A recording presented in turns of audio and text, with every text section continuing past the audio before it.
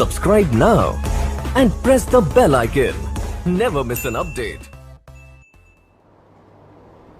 पूरी दुनिया एक तरफ कोरोना वायरस के कारण जो समस्या पैदा हुई है, जिंदगियां बचाने के लिए दुनिया जंग लड़ रही है। ऐसी संकट की घड़ी में हिंदुस्तान की भी केंद्र सरकार हो या राज्य सरकारें हो, सभी डिपार्टमेंट और एक प्रकार से सभी नागरिक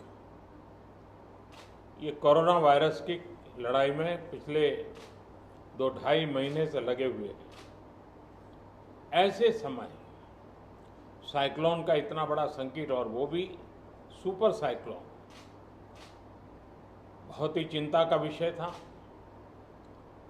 बंगाल जाते जाते वो उड़ीसा को भी कितना नुकसान कर पाएगा, ये हमेशा चिंता का विषय बना रहा।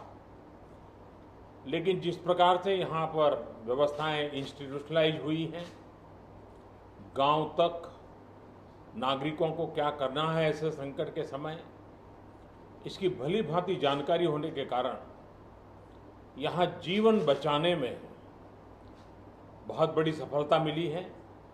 और इसके लिए उड़ीसा के नागरिक, उड़ीसा का प्रशासन और उड़ीसा के मुख्यमंत्री श्रीमान नवीन बाबू, उनकी पूरी टीम अभिनंदन के अधिकारी हैं। लेकिन जब इतनी बड़ी प्राकृतिक आपदा आती है तब संपत्ति का नुकसान तो होता ही है।